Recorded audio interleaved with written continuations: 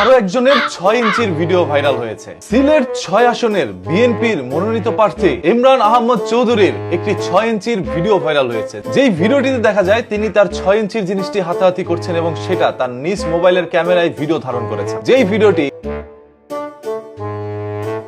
সিলেটের 6 আসনের এমপি পদপ্রার্থী এবং বিএনপির মনোনীত প্রার্থী, সে তার আবার 3 ইঞ্চির ভিডিও কেমনে ভাইরাল হয়? দুঃখের বিষয় ভাই, যারা এই ধরনের পোস্ট গুলো করতেছেন আপনাদের কি লজ্জা শরম নাই? একজন মানুষের ধরেন 3 ইঞ্চির একটা ভিডিও ভাইরাল হয়েছে, এখন আপনি শেয়ার করতেছেন, আপনারটা কি 6 ইঞ্চি? আপনি কেন আরেকজনকে 3 ইঞ্চি বলে এইভাবে মজা করতেছেন? আর এই যে ভদ্রলোকের এরকম একটি ভিডিও ভাইরাল হয়েছে, তার ছবিটা কিছু পরিমাণ মিলে যায় সিলেটের 6 আসনের বিএনপি মনোনীত প্রার্থী ইমরান আহমেদ চৌধুরীর সাথে, তাই অনেকেই হয়তোবা তাকে ট্রোল করছেন। আর সময় নাই, আমরা মাত্র 12 তারিখ, আমরা মনে করতে হবে এটা আমরা একটা জীবন মরণ লড়াই। আওয়ামী লীগ সরকার পতনের আগে ডিবির প্রধান ডিবি হারুনেরও কিন্তু 3 ইঞ্চির একটি ভিডিও ভাইরাল হয়।